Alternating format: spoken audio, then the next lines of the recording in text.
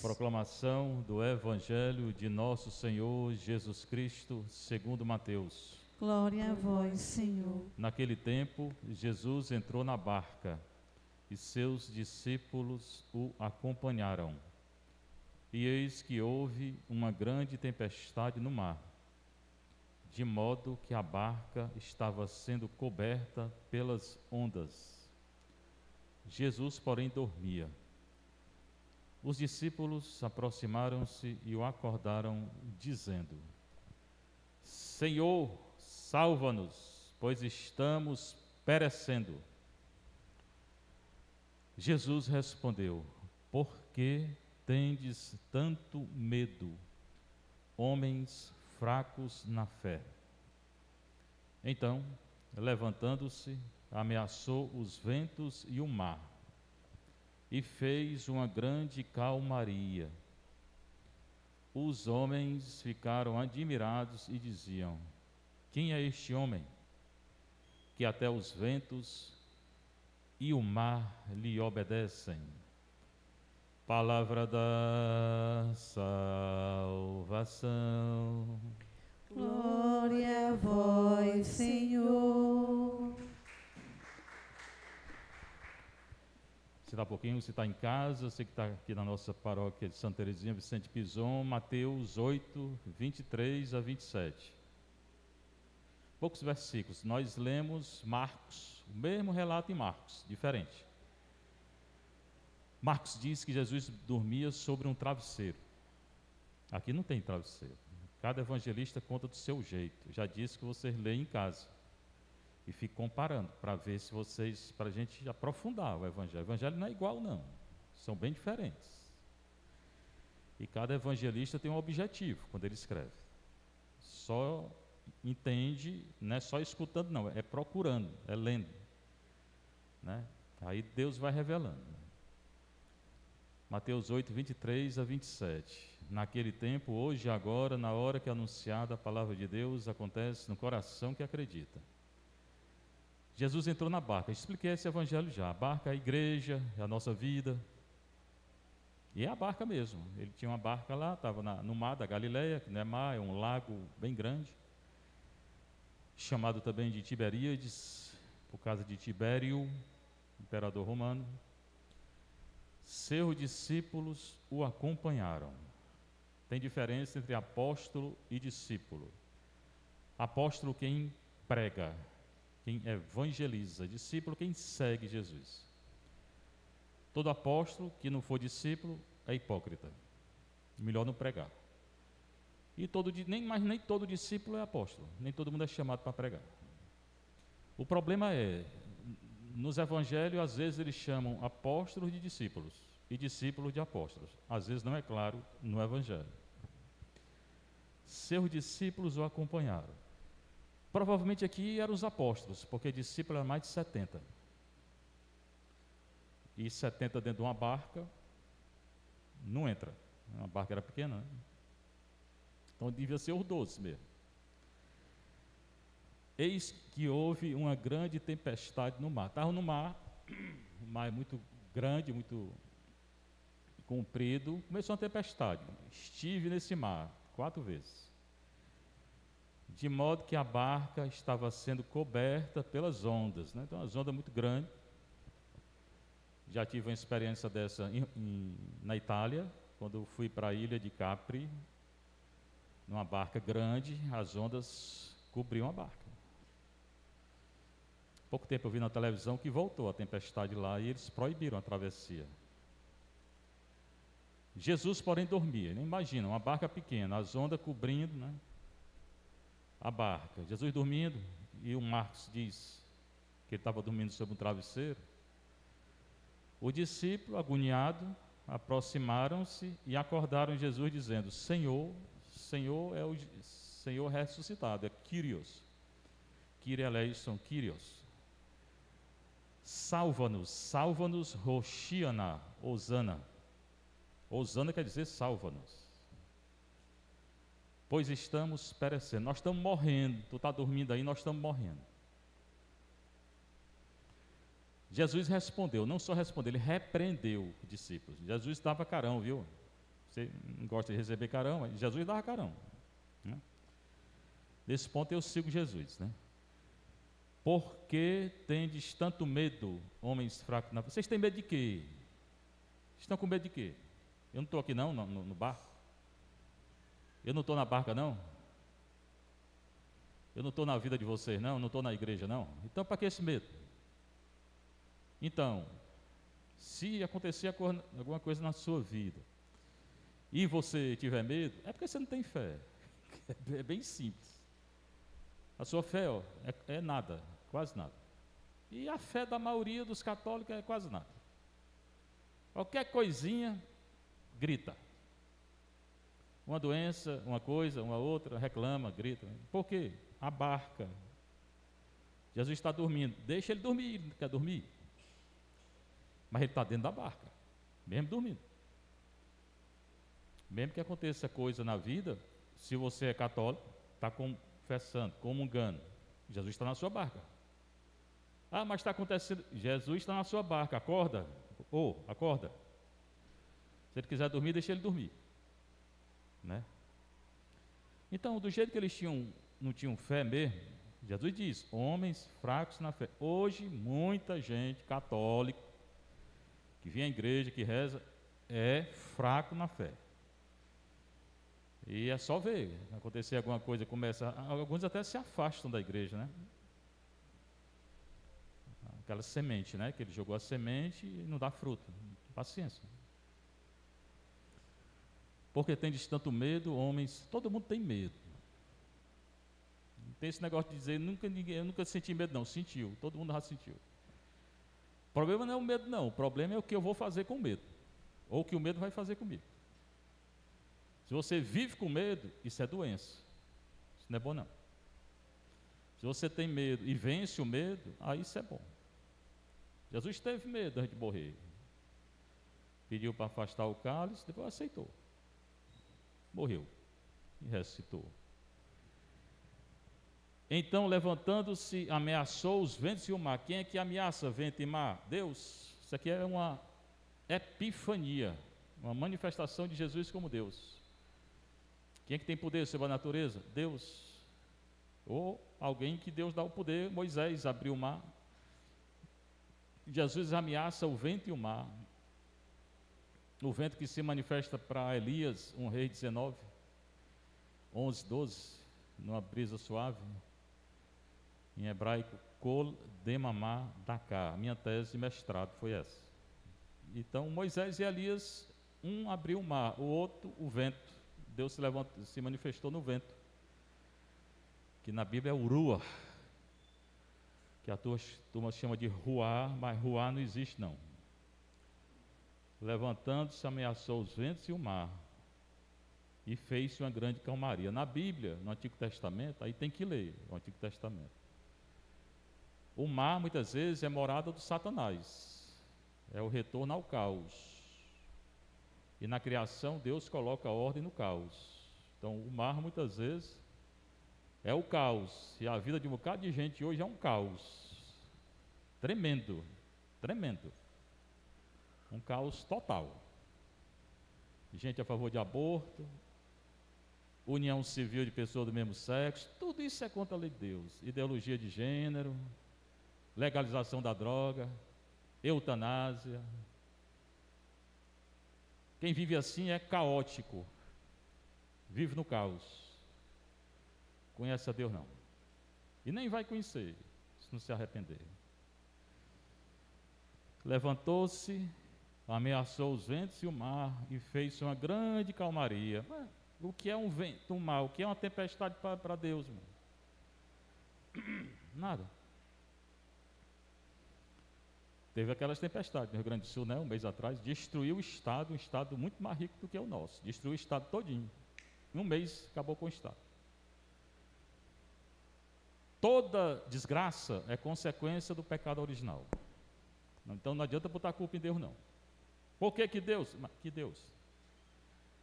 Tudo que existe de desordem, de caos, é consequência do pecado original e dos pecados pessoais. Isso é um ponto. Segundo ponto. Houve uma desgraça também na época de Nosso Senhor, quando caiu uma torre, E as pessoas vieram dizer para ele, morreu 18 pessoas. Rio Grande do Sul morreu muito mais, né? Olha, esse pessoal que morreu aí, era tudo pecador, né? Jesus disse, não quer dizer não. Não quer dizer não. Né? Não quer dizer que eles são mais pecadores que vocês, não. Gente morre, gente santa e gente pecador num negócio desse. Mas, aí nosso Senhor dá outro aspecto de uma desgraça.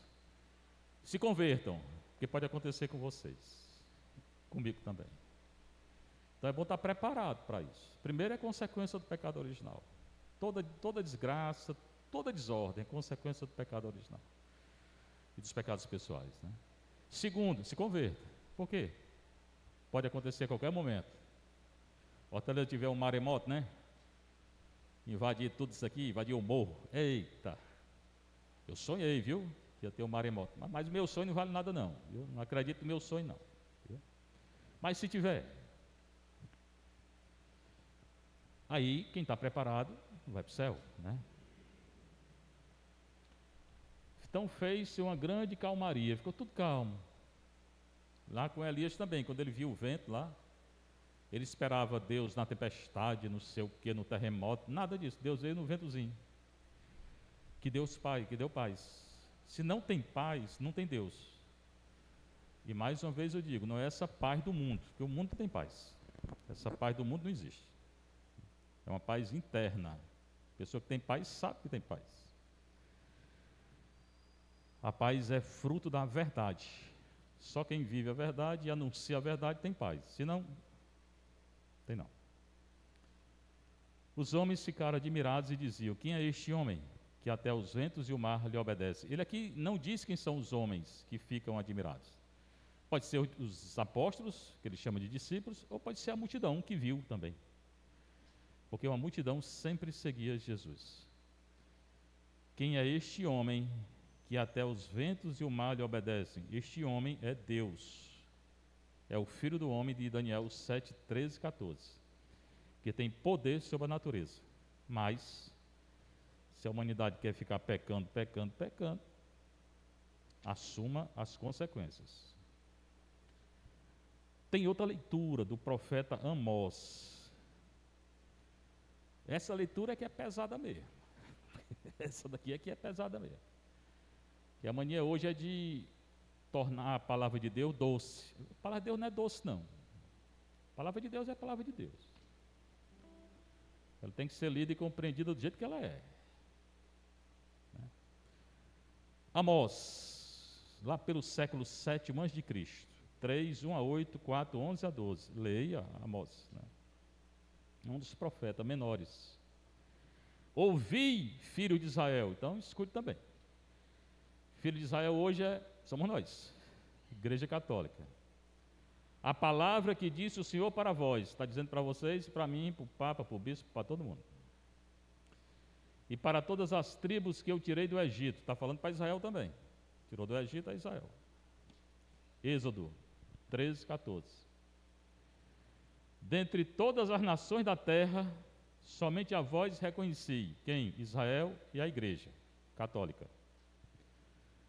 Por isso usarei o castigo por todas as vossas iniquidades. É o que eu estava falando, não estou inventando. A mania hoje é dizer que Deus é misericórdia, Deus é misericórdia, todo mundo vai se salvar, porque não sei o quê. Não vai mesmo. Deus é misericórdia, e é justiça. Aqui o profeta falando. Só vai para o céu quem pede perdão dos pecados. Pode ser o maior pecador, isso aí é verdade. Pode ser o maior pecador ter feito as piores coisas. Se pedir perdão, vai para o céu. Passar um tempinho no purgatório, né? Se não pedir,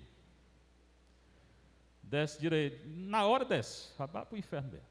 E não é que o inferno esteja lá embaixo do céu. Não, vai para o inferno, quem não pedir perdão. Né? Então,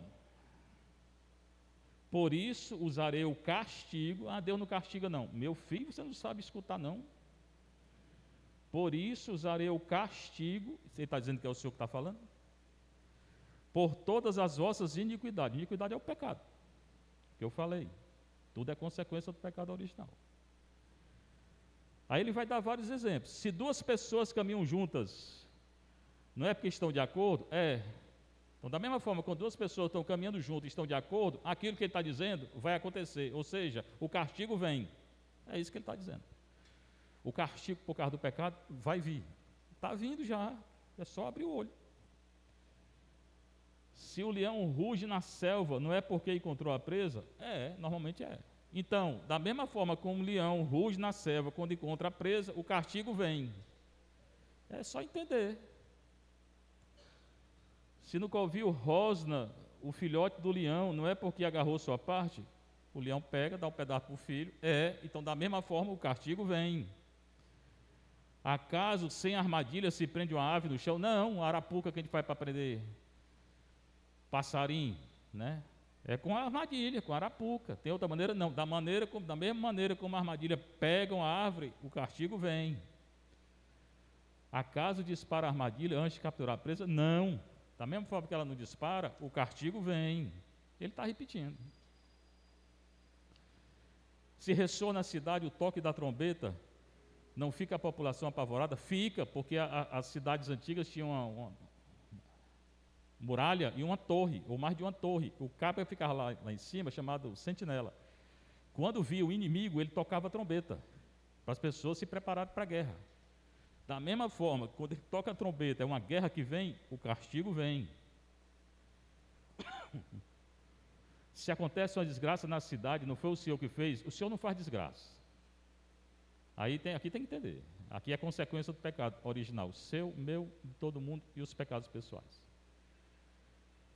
Toda desgraça que acontece no mundo, qualquer uma, física, psicológica, espiritual, é consequência do seu pecado, do meu e de todo mundo. Né? Não de Deus, Deus não peca. Pois nada fará o Senhor Deus que não revele o plano a seus servos, os profetas. E ainda diz mais, ele está revelando o que Deus disse para ele, porque ele é um profeta. Ruge o leão, que não terá medo. Falou o Senhor Deus que não será seu profeta. Quando Deus manda falar, fala. Tem gente que tem medo de falar, né? É o medo, aquele medo lá da barca, né? Aí no final, os 2 versículos finais, ele fala assim: eu arrasei-vos, arrasou, tornou raso, como arrasei Sodoma e Gomorra. Sodoma e Gomorra, o grande pecado lá era homossexualismo. É só ler a Bíblia. Leia Gênesis 19, está lá. Deus castigou e vai castigar, mais ainda hoje, quem peca dessa maneira. Né? Ficastes como um tição retirado da fogueira, queimou a cidade. E contudo não voltastes para mim. Agora, Deus quer isso para matar a pessoa? Não, para a pessoa se converter.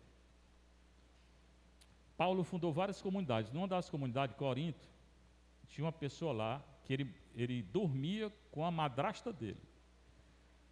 Pecado grave. Sabe o que foi que Paulo fez? Entregou ele para o Satanás. Entregou não. Leia, meu filho. Você não lê a Bíblia, não tem o que dizer nada. Né? Você procure lá. Segunda carta aos Coríntios. Ele entregou a pessoa para o Satanás. Foi para condenar? Não, para ela ser salva. Como? Vai sofrer e pode ser que se salve. Então, do rei, a mesma coisa que Deus está dizendo. Né? Ele está castigando.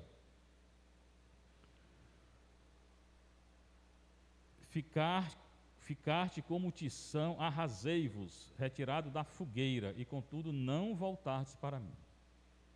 Por isso, aí termina assim: assim te tratarei, Israel. Israel é você, sou eu, todo mundo. E a igreja. Essa palavra serve para todo mundo, né? Na paróquia serve primeiro para mim, né? Porque eu estou pregando. Né? E porque sabes que vou te tratar assim, prepara-te, Israel, prepara-te, Fernandinho, para ajustar contas com teu Deus. Se eu descer hoje aqui e não chegar em casa, morrer, eu vou prestar conta de tudo que eu fiz até hoje, baseado nessa palavra aqui. Então é bom me preparar. E é bom você se preparar também. A palavra de Deus não tem, é para todo mundo. Por isso, assim te tratarei, Israel. Você, eu, todo mundo. E porque sabes que vou te tratar assim, prepara-te, Israel, para ajustar contas com o teu Deus. Todo mundo vai ajustar conta com Deus. Todos. irão ajustar a conta com Deus. Quem deve mais, vai pagar mais. A quem muito foi dado, muito será cobrado. Mas dessa lei aqui, desse versículo 12, Amós 4,12, desse versículo 12, ninguém escapa. Pode falar que Deus é misericórdia, mas vai ajustar a conta com o Senhor. Seja louvado nosso Senhor Jesus Cristo. Para sua mãe Maria Santíssima.